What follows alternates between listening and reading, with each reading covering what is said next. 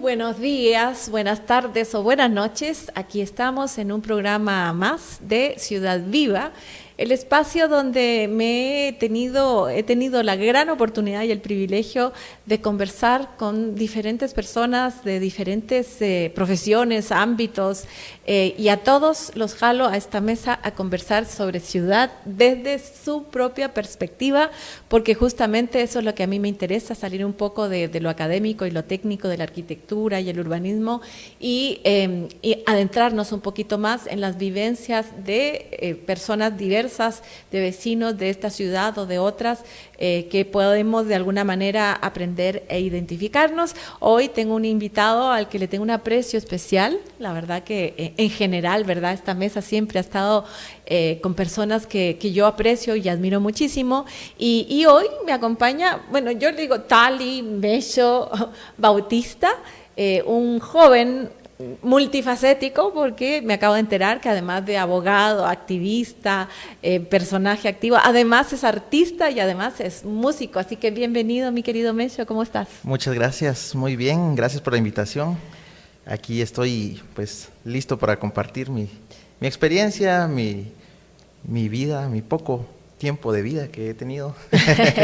Jovencito, menos mal, así vamos renovando la energía y la sangre.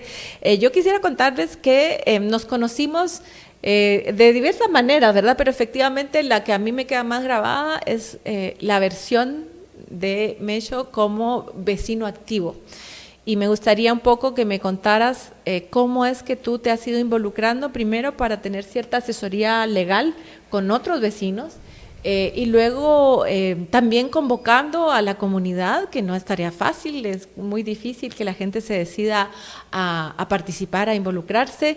En tu barrio, ¿no? En la colonia, ¿cómo se llama la colonia? En la zona Galilea. La Galilea, efectivamente, ahí recorrimos además, porque aquí como que todos amamos la naturaleza, el ecosistema de ese barranco que recorre gran parte de la zona 18 y que efectivamente Mello estaba tratando de defender. Háblame un poquito de esa historia. ¿Estuviste también, sigues, yo no lo sé, trabajando con otros vecinos activos de zona 16, gente que de alguna manera ha tratado de esforzarse por cuidar ese equilibrio necesario entre la naturaleza urbana que tenemos y que nos permite vivir y el desarrollo un poco desequilibrado y masivo de la ciudad? Muchas gracias, sí. Realmente, pues, la historia se puede abordar desde muchos aspectos o muchas aristas, pero específicamente en Galilea, en zona 18, nace porque pues ahí prácticamente he vivido la mayor parte de mi vida. No nací en zona 18, pero sí muy cerca, zona 6, he crecido ahí, ¿verdad? Entonces he visto de propia experiencia la degradación del medio ambiente y la discriminación del sector, ¿verdad? Sí. Entonces, zona 18 por tradición ha sido vista como un lugar peligroso y como un lugar abandonado por las autoridades, ¿verdad? Entonces, pues de niño yo recuerdo muy bien ese barranco que rodea la colonia, le llamamos nosotros el cinturón ecológico de Galilea, ¿verdad? Qué lindo. Y pues yo recuerdo que íbamos a jugar al campo y los compañeros, los amigos, pues luego de jugar la chamusca se iban a bañar al río. Yo no bajaba al río porque a mi mamá me regañaba. Te lo perdiste, sí. Mello. Pero ellos regresaban bien bañados y todo, ¿verdad? Y estamos hablando de 25 años atrás, o sea, no tanto tiempo, ¿verdad? No había contaminación. No había tanta contaminación, ¿verdad? Por lo menos los patojos ahí siguen, ya son hombres de familia, todo, y ahí están sanos, ¿verdad? Ninguno se enfermó. Ninguno se enfermó. Y pues luego se fueron desarrollando proyectos habitacionales alrededor y se fueron talando árboles y toda la cuestión. El principal problema pues es la basura. Eso creo que es a nivel nacional y en la ciudad pues es evidente el tema de la basura. Entonces se fue convirtiendo en un basurero realmente el barranco, y los vecinos realmente por su propia cuenta empezaron a recuperar diferentes vecinos por su lado, sí, individualmente a levantar la basura, a reforestar. Y pues yo lo hacía por mi cuenta también, ¿verdad? Entonces yo siempre me encanta la naturaleza, y en casa siempre pues hacía mis almácigos de diferentes especies. y las iba a sembrar, ¿verdad? Después resultó que coincidimos con algunos vecinos y bueno, platiquemos, ¿verdad? Y en el 2018 fue la primera vez que yo presenté una denuncia, porque yo soy abogado, entonces yo presenté una denuncia en la municipalidad. Y de eso pasaron muchas cosas, pues, pero nunca se atendió la solicitud. Suele suceder. 2018, si no estoy mal. Y como no le dieron solución, pues yo seguí planteando más acciones y más acciones, hasta el año pasado, que ya se planteó a nivel más grande, ¿verdad? Que es a nivel estatal. Y pues ahí fue donde pues nos conocimos con Nino, porque, bueno, un día antes, yo creo que le había escrito por alguna situación, pero yo no la conocía en persona, y cruzando yo trabajo en zona 13 y camino de zona 13 a la 18 calle por el tema del tránsito, porque sale mejor caminar. Sí. Entonces, cuando iba por el centro comercial... Yo también camino. ¿Verdad? Íbamos por ahí, por zona 4, por Cubo creo que se llama. Sí. Y cruzando iba una dama con sombrerito. Yo la conozco de algún lado. Le digo, Nino, sí. Me dice, obviamente no me iba a ubicar porque yo... Solo había sido mensajito. ¿Verdad? Y entonces yo le platico brevemente de nuestra actividad, y le digo que al día siguiente va a haber una inspección por parte de las autoridades estatales para ver la situación del barranco y todo. Ese día estoy yo en mi casa esperando a las autoridades, llegan, y cuando abren la panelita de las autoridades, entre las que convocaron, iba Nino. Sí, entonces, fue una linda casualidad, porque ninguno sabíamos que ni se iba lo a pasar. imaginábamos, ¿verdad? Sí, entonces, pues pasaron a mi casa, y yo me sentí muy agradecido, Nos atendieron divinamente, por cierto. Ahí estaba mi madre, y estaba parte de mi familia, incluyendo mis animalitos y mis plantas. Y pues de ahí se hizo el recorrido, ¿verdad? Hemos tenido buenos resultados con los vecinos. Actualmente, hace 2 días, INAV, el Instituto Nacional de Bosques, nos donó casi 800 árboles de diferentes especies. ¡Qué maravilla! Y ahí los vecinos se encargan de reforestar, ¿verdad? A mí casi no me da chance por el trabajo, pero a quien le dé tiempo, en los tiempos libres. Pero tú tienes un vivero de ceibas. Sí, ese es un proyecto familiar, que es un vivero de ceibas, se llama Proyecto Pentandra. Ajá. Que también INAV me donó semillas de ceiba. Realmente cada año, este año están por donarme otro lote de semillas, son pequeños lotes, cada bolsita trae como 200 semillas, y las he germinado. Maravilla. Y pues la idea es que personas de todo el país, yo lo publico en Instagram, ¿verdad? O Facebook, diferentes redes sociales, pues me escriban un correo, si quieren la ceiba, a meshorquidias@gmail.com. También tienes orquídeas, es que no, sí. Niños increíbles. Y entonces, pues yo les doy la ceiba ya germinada, ya de un tamaño adecuado para que se pueda sembrar, sin ningún costo, porque yo recibí gratis, entonces tengo que dar gratis, y la idea es que pues tengamos más ejemplares de nuestro árbol nacional, que de hecho ya no se acostumbra, y por ley pues tendría que haber uno en los parques principales de cada departamento. Totalmente. Pero ya se están cortando. Y incluso tengo una anécdota muy es delito, ¿verdad? Sí, talar la ceiba, sí, aparte que es un símbolo patrio, pues es una especie protegida por la LEA, la lista de especies amenazadas del CONAP, y a nivel internacional por el CITES también está prohibido. Hay que tener más capacidad de fiscalización. Sí. ¿Y la anécdota? Pues la anécdota es muy interesante, porque pues yo llevaba unas ceibas a mi trabajo, porque ahí las iban a recoger, ¿verdad? Me adecuo a lo que pues la gente me dice, mire, ¿será que la puedo traer a su trabajo? Venga a traerla, ¿verdad? Bueno, le tiene que poner un nombre a la ceiba y decirme específicamente a dónde la van a llevar. Ya. Y el nombre tiene que ser el nombre de un personaje guatemalteco, una persona guatemalteca que admiren. ¿Esas son tus condiciones? Sí, qué lindo. Nada más. Y saber dónde están, porque después les pregunto cómo va su ceiba, ¿verdad? Ajá, como cuando adoptas un perrito. Exactamente, sí. Y la idea es mapear en dónde están las ceibas, ¿verdad? O sea, tú sí tienes el registro de a dónde se han ido. Sí, tengo el registro. Genial. Y tengo fotografías, porque la idea es... Pues a mí me nace por un proyecto que es no me recuerdo cómo se llama, pero es de Ginkgo biloba de Japón, que fueron de cuando tiraron las bombas de Hiroshima, pues a los meses, lo primero que brotaron fueron los Ginkgo biloba de Hiroshima.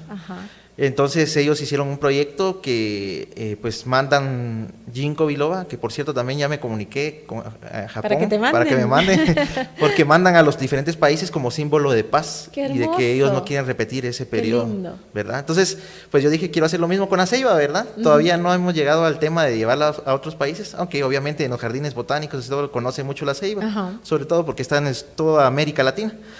Pero la idea nace de ahí. Entonces la anécdota, para ser concreto, es que pues entro la ceiba a mi trabajo y al rato entra la PNC atrás mío. Y afortunadamente habían compañeros, porque era tempranito, era como las 7 de la mañana, cuando me dice, mire, licenciado, disculpe, pero tiene una denuncia por entrar marihuana a la institución. Pues. Y entonces yo, no, ¿cómo a creerle? Digo yo, y yo todo chiviado, si esto es ceiba, le dije, es nuestro árbol nacional. Me da pena por la persona que me denunció, porque es nuestro árbol nacional y debería de saber. No lo conozco. Nunca me quisieron decir quién fue, pero me tomaron fotos y vieron que eran ceibas, ¿verdad? Entonces, para los conocedores podría haber alguna similitud en la hoja, sobre todo cuando son chiquititas, ¿verdad? Qué simpático. Se parece, pero hasta la PNC me iba a buscar. Ay, no, qué increíble. Y Tali, hablando ya de lo mío, ¿cuál es tu, o sea, yo sé que tienes una persona sensible como tú, tiene muchísimas motivaciones para involucrarse, pero a mí me interesa saber ¿cómo es tu sentimiento de ser un vecino de esta ciudad? Ya más o menos hablamos, ¿verdad? Hablaste un poco de la exclusión de vivir en zonas donde la atención de las instituciones públicas siempre ha estado relegada, lo que cuesta trasladarse, pero me gustaría oír tu propia manera de describir tu vida diaria en una ciudad como la ciudad de Guatemala. Sí, yo quisiera decir primero que yo amo la ciudad, entonces yo amo mi ciudad. Amo mi país, pero mi ciudad la amo, me encanta el centro histórico, me encantan las historias que hay atrás de la ciudad, las personas que uno puede conocer, pero sí el diario vivir es cansado. Es duro. Es duro, ¿verdad? Por el tema del transporte, el tema de la violencia, en general, ¿verdad? Es duro, o sea, uno llega a la casa, yo le digo, salgo a las 5 de la mañana, 5:30 de la mañana para llegar a las 7, yo entro a las 8, me gusta estar antes, no llegar, si no ya no llegas. Si no ya no llego, 10 minutos, 5 minutos ya no llego. Y la salida, pues, supongamos que salgo a las 4, voy llegando a mi casa porque uso transporte público, 7:30 de la noche, 8. Es agotador. O en días así que yo digo, ¿qué pasó hoy? Llego a las 6. Y hoy, bueno, tú no tienes hijos, ¿no? No, aún no. Pero sí puedes ver la perspectiva de lo que significa el efecto de este ir y venir. Uno sale de noche y regresa de día, y con un cansancio acumulado, porque de hecho para llegar a trabajar estás entregando 1:30 o 2 horas de tu energía en solo el traslado, ¿verdad? Entonces eso... pasando el tema, bueno, de la familia, porque al final los niños se van criando solos, porque a veces trabaja la mamá y trabaja el papá, o los mismos niños también padecen, ¿verdad? Es que es terrible, Tali, porque lo que sucede ahora es que las familias tienen que salir con los niños en pijama a las 4 de la mañana, desayunan en el trayecto para llegar a estacionarse un rato, porque si logran llegar antes de la hora de entrada del colegio, ahí se cambian de ropa los niños, y ya todo eso se ha vuelto una rutina en la que nos perdemos un poco del bienestar que debería significar vivir en una ciudad, porque por eso nos organizamos en ciudades. Claro. Y eso, ¿cómo ha ido cambiando? Digamos, tú ya vemos que has tenido... toda tu vida más o menos por el área de zona 6 y zona 18. ¿Tú al principio, cuando eras chiquito, ibas a un colegio cercano? Sí. ¿A pie? Mire, yo la experiencia, afortunadamente, pues he tenido mucha experiencia en la ciudad, porque pues siempre he vivido en zona 18, pero en un tiempo estudié en zona 1, pues estudié en muchos lados. Estudié en zona 1. Cuando era zona 1... recuerdo que, bueno, siempre me fui en bus, mis papás hicieron el esfuerzo, a pesar de que éramos bastantes, de pagarnos bus, ¿verdad? A bus particular de colegio, digamos, de colegio, ajá. Entonces, no se sentía tanto, Bueno, que yo siempre fui de los que se dormía y despertaba ya cuando estaba en el colegio. Pero efectivamente no era tanto, o sea, era un trayecto de media hora a lo sumo, ¿no? Sí. Luego estudié en el kilómetro 10, carretera Atlántico, entonces iba contra el tránsito. Y más entonces, cerca. Más cerca, ¿verdad? Luego estudié hasta el Infantes, zona 3 de Misco. Oh. Entonces ahí sí salía bien temprano, Sí. salía tipo 4:30, si no mal recuerdo, para llegar puntual a las 7 de la mañana. Ajá, y ahí ya estamos hablando ¿En transporte público? No, en ¿En bus bus? particular. Ah, No del colegio, sino particular, porque el del colegio no le daba tiempo de llegar. Claro, O sea, eran hacer el unas vueltas, recorrido. era terrible. sí. Entonces, luego de eso, pues yo tenía doble jornada porque me iba al conservatorio, Ujú. al salir del colegio, me iba con un amigo que tenía carro, o sus papás nos llevaban, ¿verdad? Y ya nos dejaban en el conservatorio. Entonces del conservatorio salía a las 6 de la tarde. Ujú. Y ya caminaba ahí del conservatorio, a veces me acompañaba mi tío, muchas veces, otras veces me iba solo, ahí por el Congreso, y ahí pasaba el bus. Entonces ya llegaba a mi casa por la hora, ya llegaba tipo 8. Qué sacrificio. Ajá. Entonces, pero ahora sí ya es insostenible, la verdad que es una cosa muy cansada, extremadamente cansada. Mi mamá me dice, sale un día y me dice, yo no quiero salir. Mamá, imagínate que salieras todos los días, le digo yo. Exacto, ¿Qué es un harías? privilegio no tener que salir todos los días. Ajá. Sí, es tremendo. ¿Y cuando ibas a la USAC? Y cuando iba a la USAC, pues yo estudié en la mañana y entraba había clases que teníamos a las 6 de la mañana, la ¿En mayoría a serio? las 7, pero como habían algunos que eran magistrados y daban clases, entonces primero iban a dar su clase y nos hacían llegar temprano nosotros para no perder ellos su clase. Y pues lo que hacía era que llegaba temprano, yo llegaba tipo 5:30, 6, Ajá. siempre en bus y pasaba nadando, ¿verdad? Ujú. Aprovechaba para hacer un poco de deporte y ya a las 7 estaba. Literal. Ajá, En la ajá. piscina universitaria. Ajá, correcto. Bueno, qué inteligente. Yo creo que esa es una estrategia que tenemos que ir tratando de diseñar, porque hay tiempos muertos, ¿no? Como a mí me pasa, yo no puedo salir de mis obligaciones, ir a mi casa y luego ir por mis hijas a la universidad, que tengo ese conflicto, ¿verdad? Porque además cada trayecto es de 1 hora para acá, 1 hora para allá, entonces no solo son las idas y venidas, sino que cuando tienes que moverte durante el día a diferentes espacios o lugares, se va todo el tiempo en eso, y efectivamente uno programa, yo por lo menos solo programa 2 actividades por día, una en la mañana y una en la tarde, y de ahí más es imposible, y eso limita muchísimo la posibilidad de hacer otras cosas, pero hay tiempos muertos en los que lo que pasa, y ese es el problema, es que todo significa consumo, ¿no? Correcto. Porque yo podría tomar alguna clase de algo, podría tomarme un café, reunirme, pero todo es consumo, y eso para muchas personas, incluso para mí, es insostenible, agregar ese gasto extra al tema. Pero, por ejemplo, bueno, tú nadabas. Sí. Y ir al conservatorio ahora podría ser una opción, ¿verdad? Para la gente que... Sí, ocupar quiere... esos tiempos, ¿verdad? Bueno, realmente uno se acopla, se llega a la situación en la que uno se tiene que acoplar a las condiciones que están.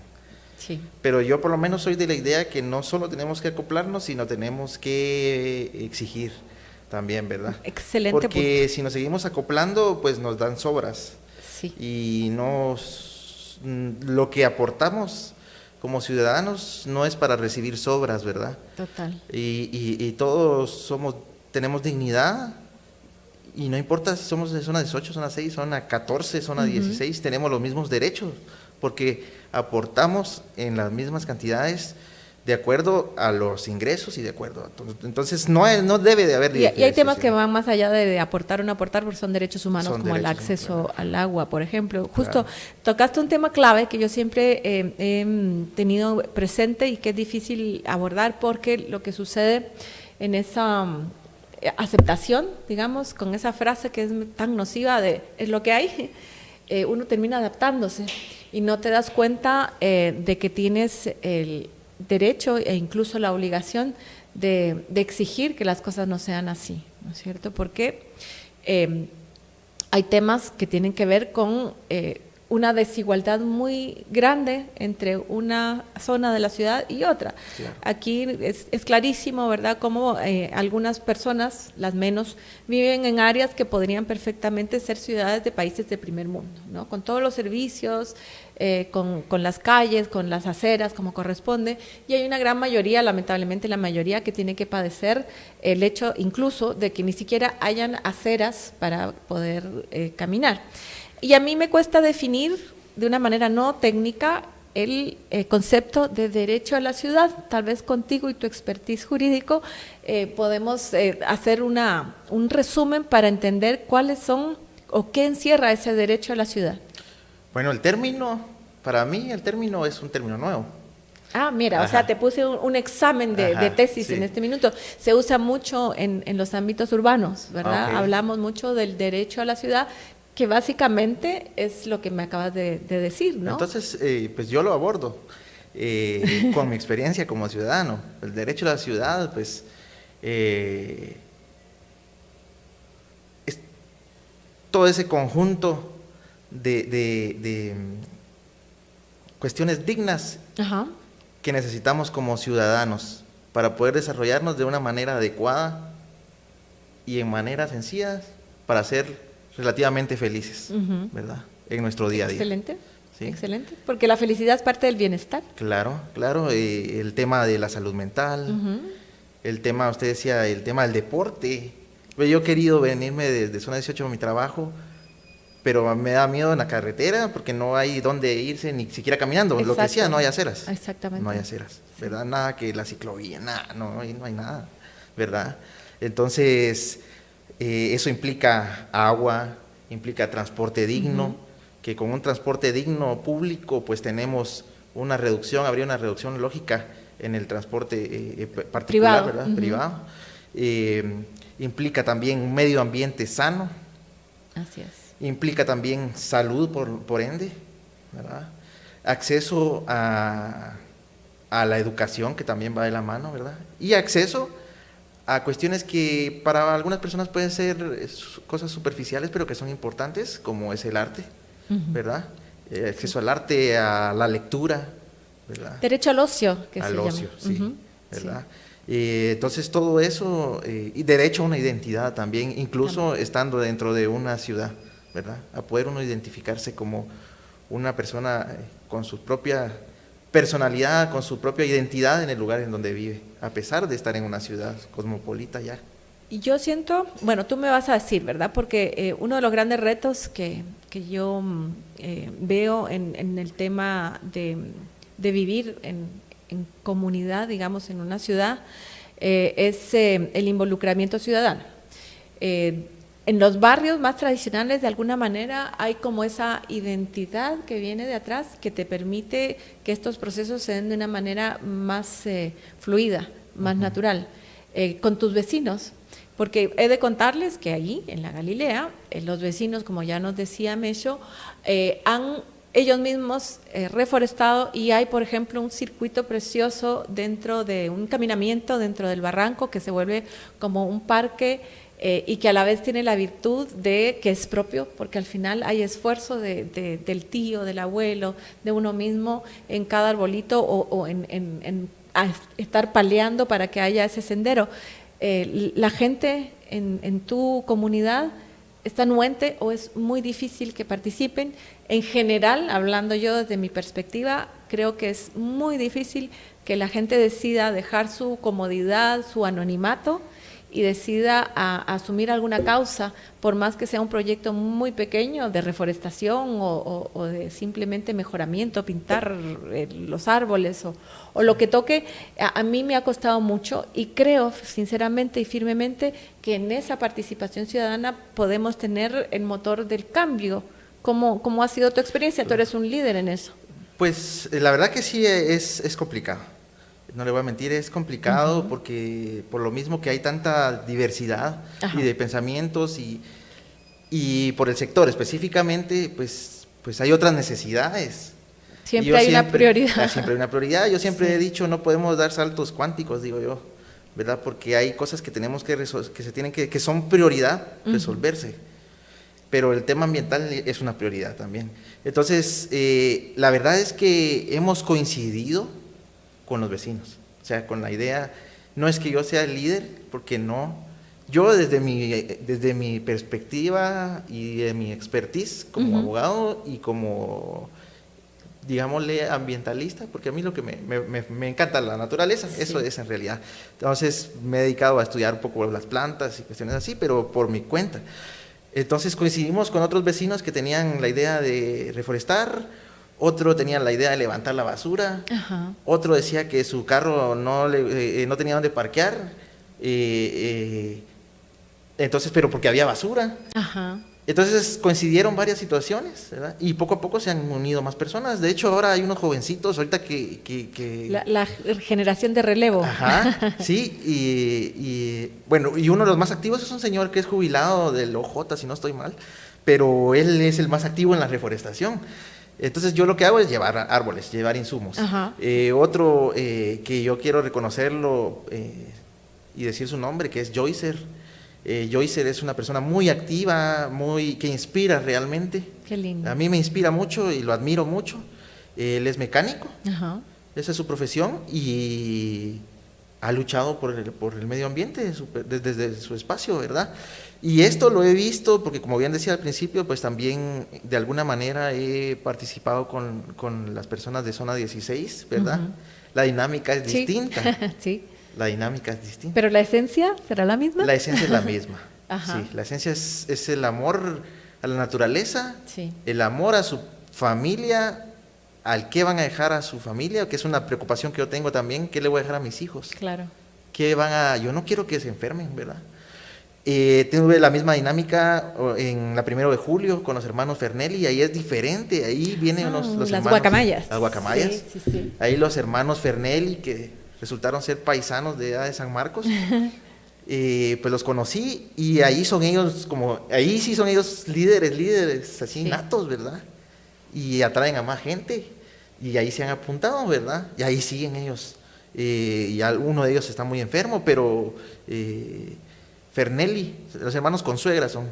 Fernelli, que es uno de ellos, muy activo, Lo también conozco, inspira mucho, ¿verdad? Sí. Entonces, creo que siempre hay como un chispazo de alguien o de varios y se van pegando, ¿verdad? Se van pegando. ¿Y tú ves en el futuro eso, que logremos este pegamento? Porque yo conozco a mucha gente de la que tú nombras, bueno, a Fernelli específicamente, porque hicimos todo un movimiento en la organización que yo dirigía hace algunos años atrás, que se llamó la Mesa de Barranqueros.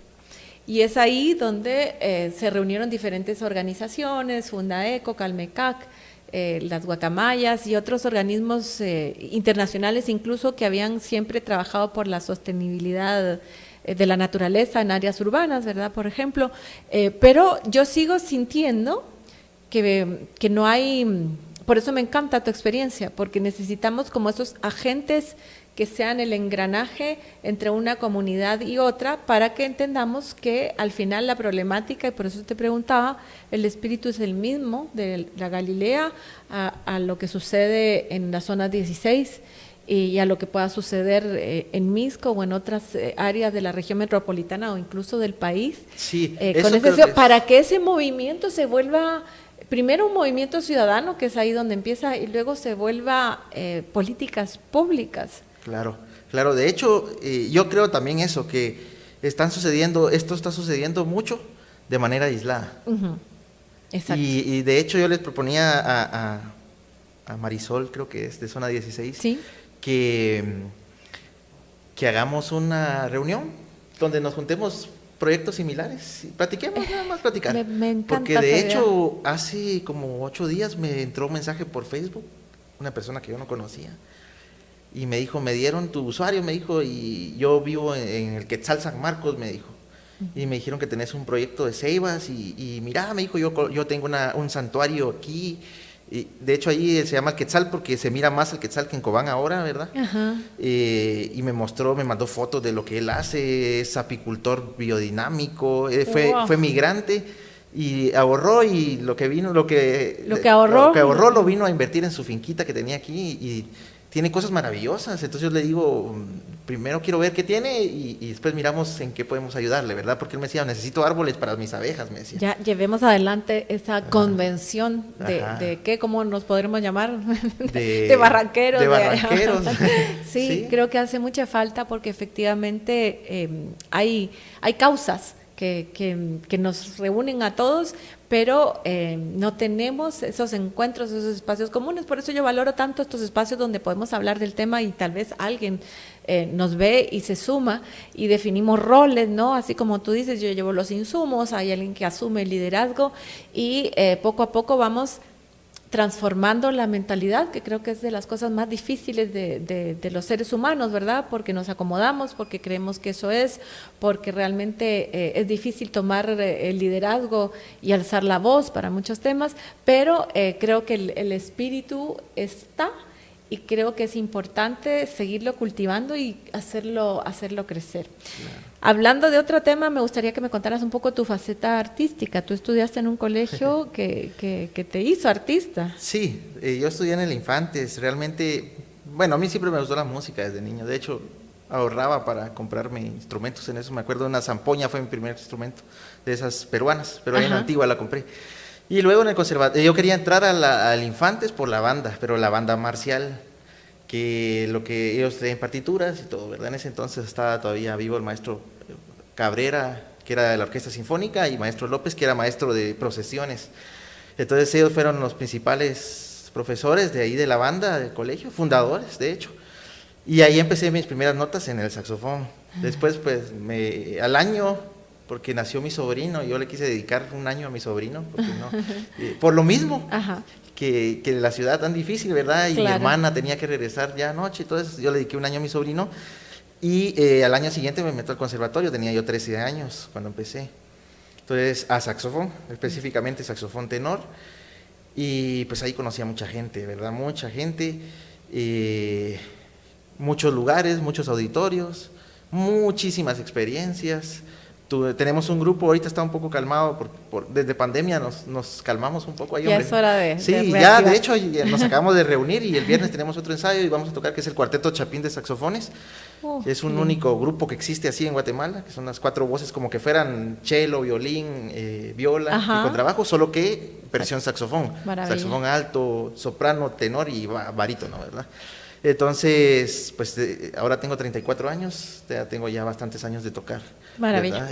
Pues bueno, Tali, se nos acabó el tiempo, pero realmente yo no quería dejar de tener el panorama completo porque realmente son personas inspiradoras por las cuales a mí misma me inspiran a seguir trabajando y procurando estos espacios. Te agradezco infinitamente que hayas acudido a la invitación, te agradezco también tu compromiso con tus vecinos, con la sociedad en general, y a ustedes les invito a seguirlo en sus redes sociales para que nos invite al concierto de los saxofones y para inspirarnos realmente, contagiarnos para que todos juntos podamos en colectivo construir una mejor comunidad, una mejor ciudad y por supuesto un mejor país. Así que nos vemos en el siguiente programa de Ciudad Viva.